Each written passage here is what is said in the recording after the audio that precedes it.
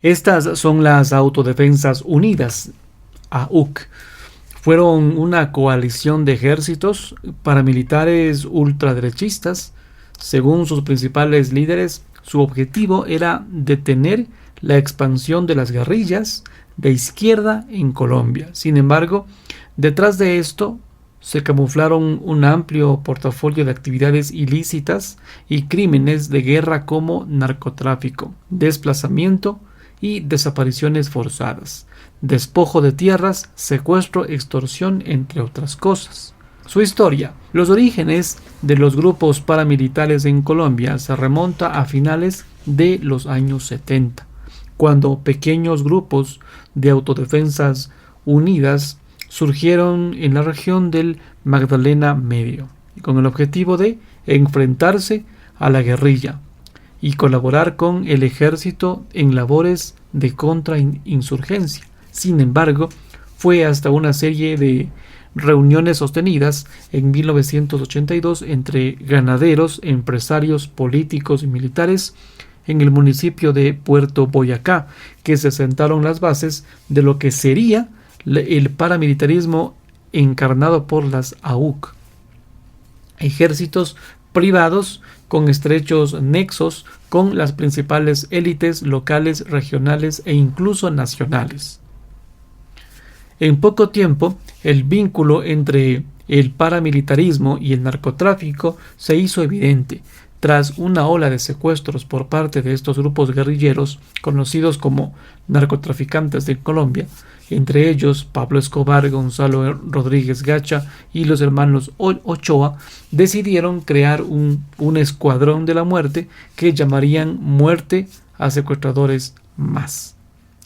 Este grupo ilegal no solo se dedicó a asesinar a secuestradores, sino también a cualquier persona que sospecharían pertenecían a guerrillas, incluyendo a muchos civiles inocentes, activistas, líderes sindicales, políticos.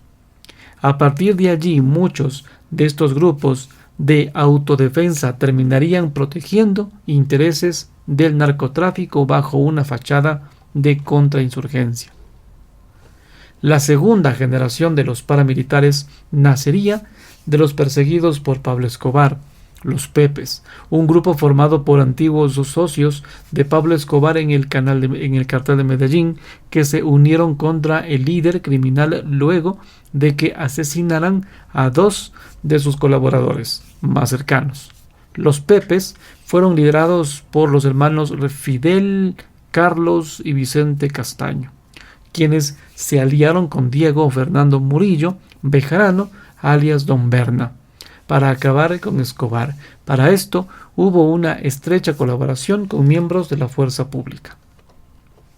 Tras la baja de Escobar y la muerte de Fidel Castaño, los remanentes de este grupo formaron las Autodefensas Campesinas de Córdoba y Urabá, las ACQ, bajo el liderazgo de Carlos y Vicente Castaño. Estas comenzarían a expandirse paramilitarmente por el norte de Colombia. Por eso se basarían en la figura legal constituida de cooperativas de vigilancia y seguridad privada, conocidas como Convivir. Las Convivir fueron creadas por el gobierno colombiano en 1994. Vea usted, con una estrategia para promover la cooperación para o entre asociados de la fuerza pública, asociados y la fuerza pública en materia de seguridad y orden público. Sin embargo, los grupos paramilitares como las AQ crearon cooperativas en diferentes lugares del país para acceder a las armas, recursos y fortalecer sus redes políticas y militares. Hacia 1997 los hermanos Castaño crearon una federación de diferentes grupos de autodefensa en el país conformada por 7 organizaciones regionales. Esta agrupación pasaría a ser conocida como las Autodefensas Unidas de Colombia por los hermanos Castaño, las AUC. Estos grupos se establecieron en las principales áreas de influencia de la guerrilla, generando profundas afectaciones en la población civil. En su punto máximo, las AUC llegarían a tener 30.000 combatientes en sus filas. ¡Wow! Al poco tiempo de su fundación, narcotraficantes comenzarían a vincularse al proyecto paramilitar, principalmente a partir de la compra de bloques de las AUC en lugares clave para la cadena de tráfico de drogas. Con el ingreso del narcotráfico, el objetivo contrainsurgente de las AUC se desdibujaría cada vez más y generaría luchas internas dentro de los principales líderes de la organización. A finales del 2002, en medio de tensiones internas, las AUC iniciarían un proceso de diálogo con el gobierno colombiano, en aquel entonces, 2002, que llevaría a la firma de un acuerdo entre las partes para posibilitar el desarme de los bloques paramilitares en julio del 2003. En diciembre de ese año se daría la primera desmovilización de las AUC, cuando más de 800 combatientes del bloque Cacique Nutibara, con presencia en diferentes comunas de Medellín y algunos municipios de Antioquia, se desmovilizan en la ciudad de Medellín. Durante el proceso de desmovilización, las disputas al interior de la organización continuarían, lo que esto llevaría al asesinato de algunos de sus líderes, entre ellos el de Carlos Castaño, en abril de 2004. Además, las deficiencias del proceso de desmovilización se hicieron evidentes y el gobierno carecía de la infraestructura necesaria para verificar la desmovilización y entrega de armas de los grupos paramilitares. Algunos grupos paramilitares engañaron deliberadamente al gobierno, entregando armas viejas e hicieron pasar civiles por soldados paramilitares. Además, algunos ex paramilitares desmovilizados retornaron a la criminalidad, entre ellos Vicente Castaño, quien junto a otros mandos medios de las AUC crearía un grupo criminal en la región llamada de Urabá, al norte de Colombia. Este grupo es uno de los principales grupos criminales del país hasta la fecha, conocido como Clan del Golfo o Autodefensas Gaitanistas de Colombia. Con los urabeños, otros grupos surgieron a partir de la desmovilización paramilitar, entre ellos los Rastrojos, el Ejército Revolucionario Popular Anticomunista de Colombia, ERPAC, los Paisas, los Machos, Águilas Negras y Renacer, entre otros. En el 2008, algunos de estos principales jefes paramilitares, entre ellos Salvatore Mancuso y Don Berna, fueron extraditados a Estados Unidos para responder por cargos de narcotráfico, aunque algunos de ellos han retornado a Colombia y después de cumplir sus sentencias, otros permanecen tras las rejas en Estados Unidos.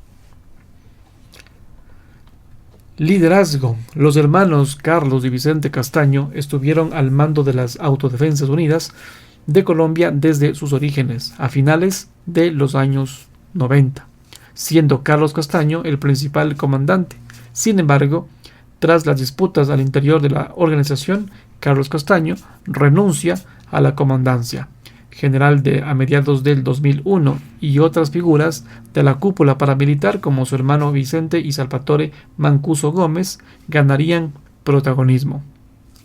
Además de los principales comandantes políticos y militares de la organización, cada uno de estos bloques de las AUC contaba con un liderazgo propio. Algunos de estos líderes podían actuar de manera semi-independiente de la cúpula de la organización, lo que esto dificultó la cohesión interna del grupo y la injerencia real de la comandancia general dentro de decisiones en los territorios donde ellos hacían presencia. Su geografía.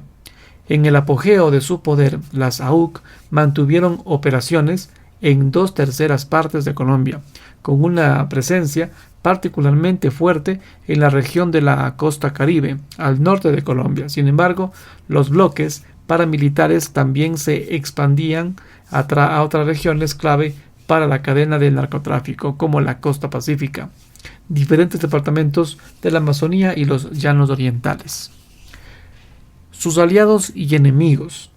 Los principales enemigos de las AUC fueron las guerrillas de izquierda, más representativas del país, las Fuerzas Armadas Revolucionarias de Colombia FARC y el Ejército de la Liberación Nacional ELN. Para debilitar a sus principales adversarios y beneficiar a sus intereses propios, las AUC establecieron importantes alianzas con militares, empresarios y políticos a nivel local, regional y nacional. Tras la desmovilización paramilitar, más de 250 políticos, entre ellos 72 congresistas y 15 gobernadores, fueron condenados por vínculos con estos grupos paramilitares, en un caso conocido como la parapolítica. Estas alianzas fueron clave para la expansión del fenómeno paramilitar por amplias zonas del país. Sus perspectivas. Algunos de estos principales comandantes paramilitares que fueron extraditados a Estados Unidos en el 2008 han retornado a Colombia, donde se han enfrentado a procesos judiciales vigentes por desplazamientos forzados, masacres, desapariciones forzadas, homicidios, abusos sexuales, entre otros hechos victimizantes.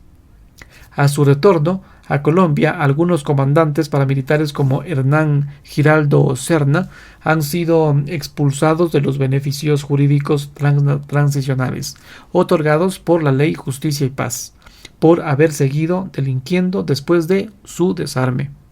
Otros han buscado ser incluidos en la Jurisdicción Especial para la Paz, JEP, el mecanismo de justicia creado en el marco del proceso de paz entre el gobierno colombiano y la guerrilla de las FARC, argumentando que además de haber hecho parte de los grupos paramilitares, fueron terceros financiadores o colaboradores. El primer jefe paramilitar en ser aceptado en esta jurisdicción fue Salvatore Mancuso, quien retornaría a Colombia a finales de febrero de 2024. Tras pasar 16 años tras las rejas en Estados Unidos. Pilas colombianos con ese nombre. Salvatore Mancuso.